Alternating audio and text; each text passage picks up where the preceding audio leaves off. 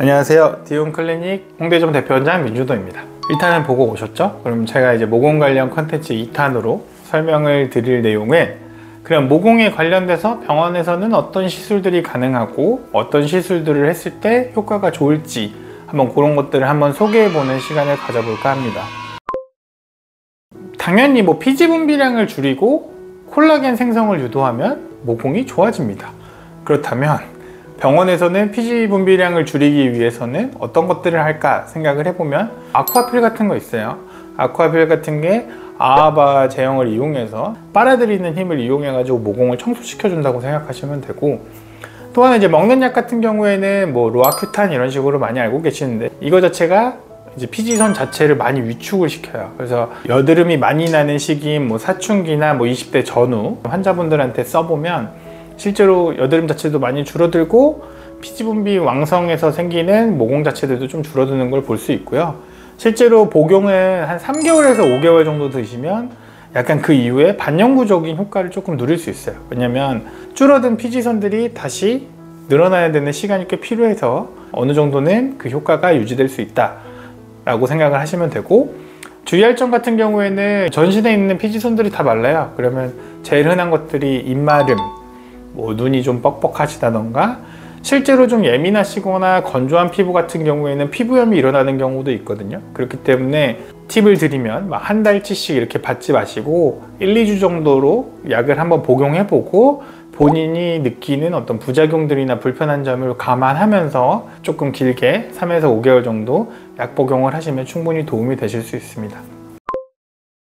노화 모공으로 넘어가서, 노화 모공을 좋아지게 하려면 뭐가 있을까? 그러면은 두 가지예요. 보습 잘 되게 해주고 콜라겐 생성을 유도하면 돼요. 이 두 가지를 해결할 수 있으려면 피부과에서 가장 많이 하는 시술은 약물을 피부 쪽에 넣던가 아니면 레이저를 통해서 무너진 콜라겐들을 재생시키는 걸 유도하던가, 이 두 가지 방법이라고 심플하게 생각하시면 될 것 같거든요. 약물들 같은 경우에는 요즘에 많이 쓰는 것 중에 하나가 주베록은 맞아요. 주베록 같은 경우에는 HA라고 하는 이제 보습에도 좋은 성분이 같이 함유가 되어 있어요. 그래서 그걸 넣었을 때 보습과 어떤 콜라겐 생성을 같이 유도할 수 있기 때문에 탄력이 떨어진 피부에 실제로 많이 사용하고 있고요.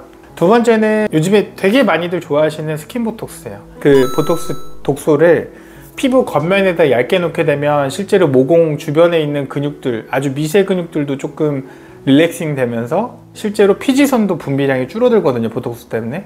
왜냐하면 거기 안에서의 어떤 신경 전달체도, 체계도 보톡스가 커팅하기 때문에 피지 분비량도 줄어들면서 모공이 닫히는 효과가 같이 있을 수 있습니다. 다만 이제 좀 아프죠. 스킨 보톡스 같은 경우에는 주기가 그래도 한 3개월 정도 생각하시면 되거든요. 그래서 아주 장기간 유지하기 힘들다라는 단점 플러스 조금 아프다, 요것만 아니라면 잔주름도 펴지고 모공도 많이 줄어들 수 있는 시술 중에 하나입니다. 그리고 이제 건조한 피부들도 피부 자체 안에 있는 보습력이 줄어들게 되면 모공이 늘어나게 되거든요. 왜냐면 피부라는 구조 자체가 안에 보습이 잘 되어 있어야만 탄력을 유지할 수 있기 때문에. 그래서 실제로 크로스링킹이 안 돼 HA 성분들을 가진 이제 주사 같은 것들을 했을 때 실제로 모공이 많이 줄어드는 걸 볼 수 있어요. 그래서 이 정도가 제일 많이 쓰는 약물인 것 같고, 매우 아프다는 거 단점 말고는 생각보다 즉각적으로 좋은 효과를 누릴 수 있는 것 중에 이런 것들이 있다고 생각하시면 될 것 같습니다.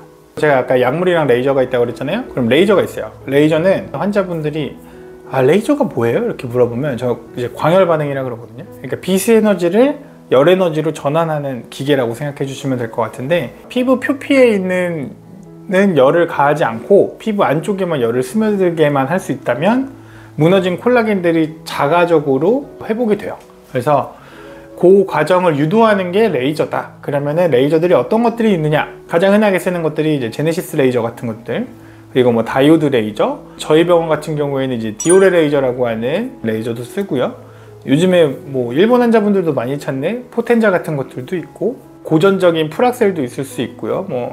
포텐자랑 비슷한 시크릿 레이저, 이런 것들이 기본적인 원리가 뭐냐면 피부 안쪽에다가 한 4, 50도 정도 되는 열 에너지를 안쪽에 스며들게 하는 게 원리거든요. 그래서 그게 스며들어서 콜라겐을 만드는 것들을 유도한다. 그렇기 때문에 이제 그런 것들로 모공이 충분히 좁아질 수 있습니다. 제가 환자분들의 임상에서 치료를 해보면 둘 중에 하나 골라달라고 하시는 분들이 생각보다 많은데, 두 개를 같이 썼을 때 뭔가 시너지 효과가 분명히 난다. 만약에 둘 중에 하나를 골라야 된다고 하면 저는 레이저를 먼저 설명을 드리고, 조금 미미한 것 같다라고 하셨을 때 주베룩이나 기타 스킨보톡스 같은 약물들을 권장을 드리는데, 요거는 이제 본인의 어떤 피부 상태나 어떤 모공의 크기, 피부 두께 같은 것들이 아주 중요한 결정인자가 되니까 꼭 주治선생님이랑 한번 상의를 잘 해보시고 충분한 상담 후에 시술을 결정해서 진행하시면 좋을 것 같습니다. 제가 마지막으로 남기고 싶은 건, 가끔 의심을 하시는 분들이 계세요. 진짜 모공이 좋아지나요? 제가 여기저기서 다 해봤는데 안 좋아지던데요. 좋아집니다. 좋은 선생님 만나면 충분히 좋아질 수 있는 부분이니까, 만약에 내가 모공이 너무 컴플렉스다 그러시면은 가벼운 홈케어부터, 그리고 더 나아가서는 병원에서 한번 상담을 해보시고 시술을 진행해 보시는 것을 권장드리겠습니다. 오늘은 여기까지입니다. 감사합니다.